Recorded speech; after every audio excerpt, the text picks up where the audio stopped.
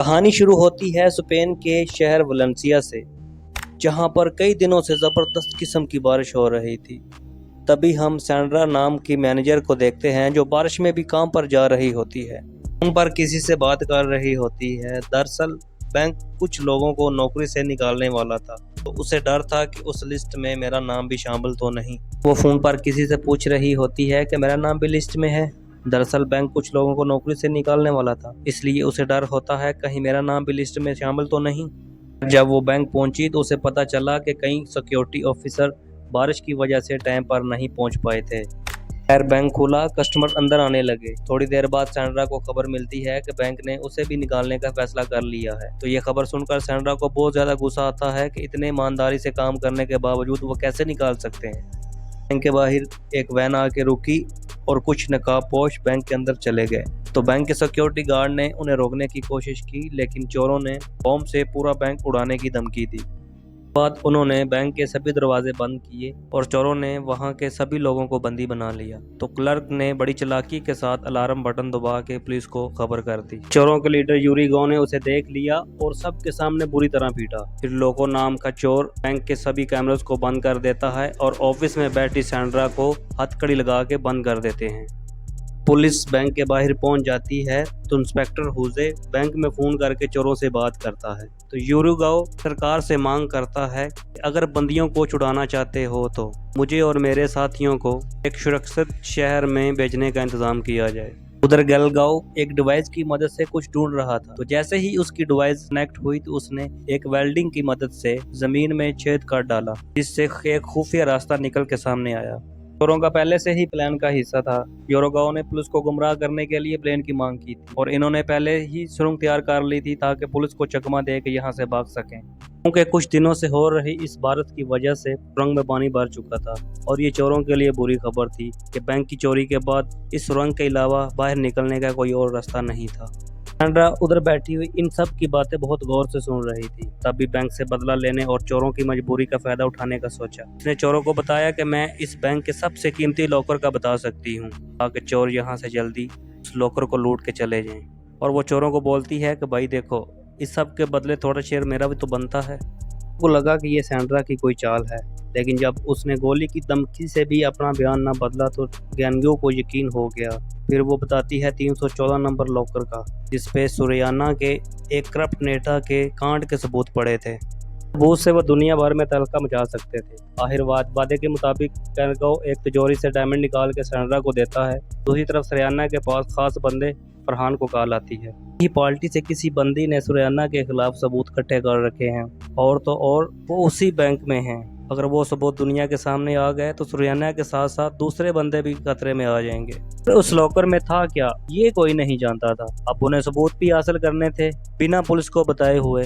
तो फरहान के कुछ करने से पहले उन चोरों की टीम ने लूट का सामान और तिजोरी से वो सबूत लेकर एक सुरंग में छलांग लगा दी।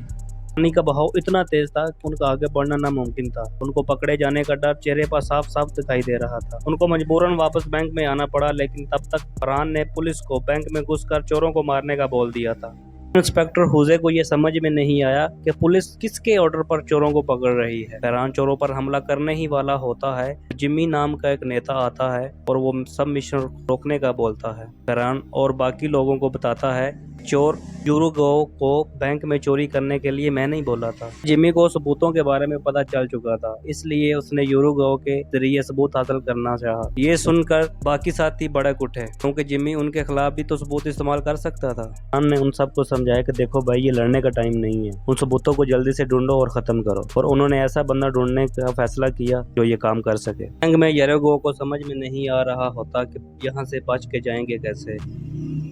जब उसे पता चलता है कि गैंगो ने उस तिजोरी के बदले सैंड्रा को हीरे दिए थे, तो वह जल्दी से यूरुगाओ सैंड्रा को जान से मार देने की धमकी लगा के हीरे को लौटाने का बोलता है। लेकिन तब तक सैंड्रा ने उन हीरो को निगल चुका होता है। दूसरी तरफ लोगों ने उस सबूत वाली हार्ड ड्राइव को देखने से खुद को रोक नहीं पाया।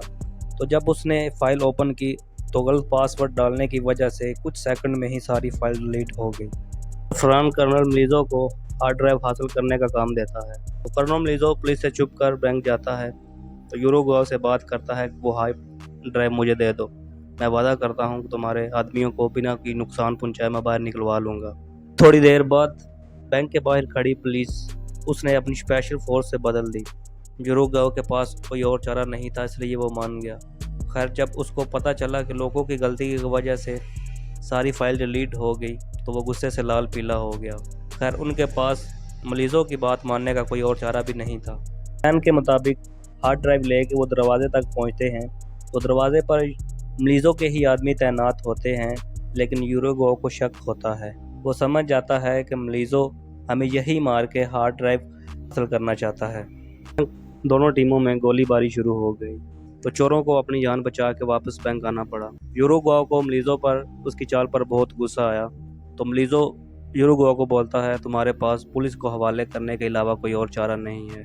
तो वो ये दोनों बात सुनकर काफ़ी घबरा जाते हैं, क्योंकि उनकी ये पहली चोरी होती है और किसी मुसीबत के मारे ये काम कर रहे होते हैं। तो कैल्को की दिमाग की बत्ती जलती है। वो बोलता है कि हार्ड में से फाइल डिलीट हो गई है, ये सिर्फ हमें पता है और किसी को तो नहीं पता। बात का फ़ायदा उठा के हम मरीजों पर दबाव डाल सकते हैं और यहाँ से निकल सकते। वो जल्द ही मरीजों को कॉल करता है और बोलता है कि अगर बेटा तूने आधे घंटे में मेरी पूरी टीम को बैंक से ना निकाला तो तेरे बॉस और तेरी पार्टी का कच्चा चिट्ठा मैं दुनिया भर में वायरल कर दूंगा। ये बात सुनकर मरीजों की तो हवा टाइट हो जाती है। इंस्पेक्टर हुजे ने उनकी बातचीत से सुरैनो का नाम सुना और उसने जल्दी से अपने सीनियर को कॉल की। दरअसल ये वो नेता था जिस पर कुछ साल पहले एक मर्डर का केस था और इसको जेल होने वाली थी, लेकिन अचानक उसको बाद में बरी कर दिया गया। लेकिन अब इस बात का खुलासा होता है कि सुरैनो ने अपने ही पार्टी के खिलाफ सबूत इकट्ठा करके एक हार्ड ड्राइव में रखे हुए थे। इसी चक्कर में वो पार्टी का दामाद बने बैठा था और उसे कोई छेड़ भी नहीं रहा था। इसी दबाव के चलते हुए पार्टी उस पर एक्शन नहीं ले रही थी और उसे